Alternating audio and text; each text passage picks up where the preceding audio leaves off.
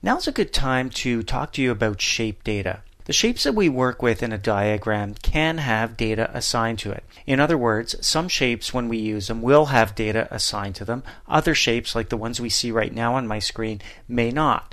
Well, we can always go and add data to a shape, and then if we needed to, we can also edit shape data.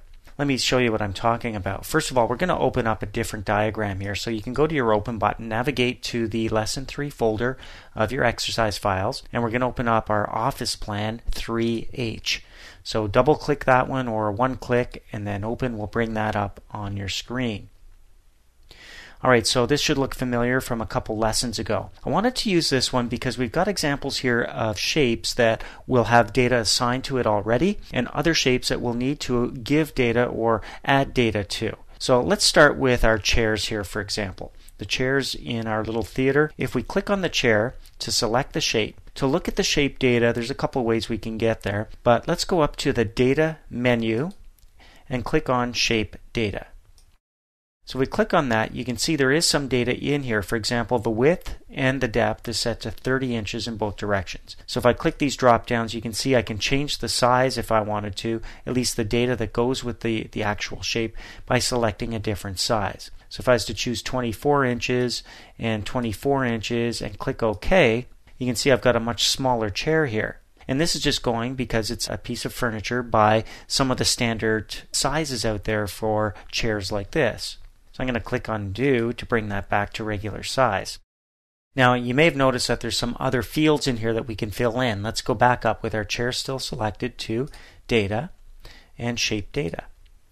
You can see we can give this an ID, a name, a department. I think you can see what's happening here. We can add this to an inventory. And what's really cool, and later on you're going to see this when we work with external data, in other words, linking shapes to a database or to a spreadsheet of data. We're going to do this especially when we work with pivot diagrams a little later on. But this will give you a good introduction to working with shape data. So I can give ID, numbers, name, department, look at this, a serial number if I wanted to, a description, the date it was purchased, and so on. If I click on the Define button, check it out, I can define, in this case my label is the width, to different types and languages and formats. There's the value that's in there right now. I can add prompts, all kinds of cool things. I'm going to click Cancel, and I'm going to click Cancel again. Now we're going to go to a shape that has data. This actual room is made up of walls and a door. So if we click anywhere on the walls, and then we go up to our Data menu and click on Shape Data, you can see this is a lot different. This wouldn't be something that we would have in inventory, so we don't see all those fields, but it definitely does have a width and a length. You can see it's 19 feet by 13 feet.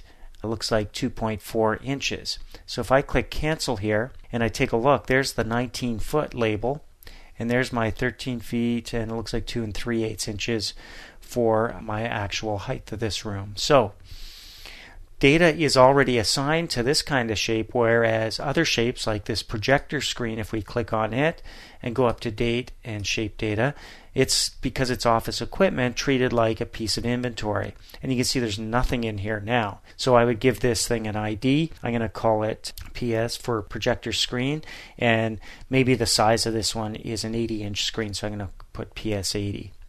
So I'm going to type in the name, projector screen, 80, belongs to the IT department. If I want to give it a serial number, I could.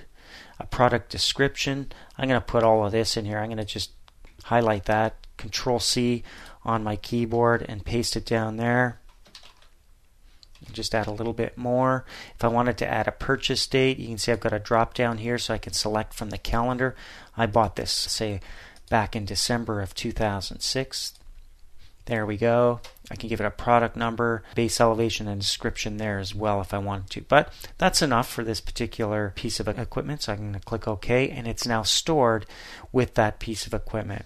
So I've got a projector back here. I could do the exact same thing. If I was to go up to Data and choose Shape Data, you can see I get the same fields.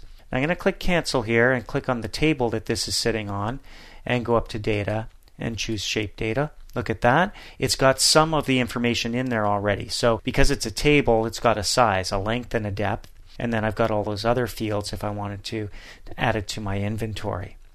So I'm just going to click cancel right there. The door is also something that's called a shape. Although it's a door, we call it a shape. If I click on it and go up to data and shape data, you can see this is very different. Because this is a door, Visio knows that. It's got a door width, a height, a door type, all kinds of fields that relate to a door. So depending on the shapes that you're working with, you're going to see some data some of the time. Other times you'll see no data, but you can go in there and add all the data you want. And a little bit later on, we're going to talk about linking data to external sources, such as a database or a worksheet in Microsoft Excel.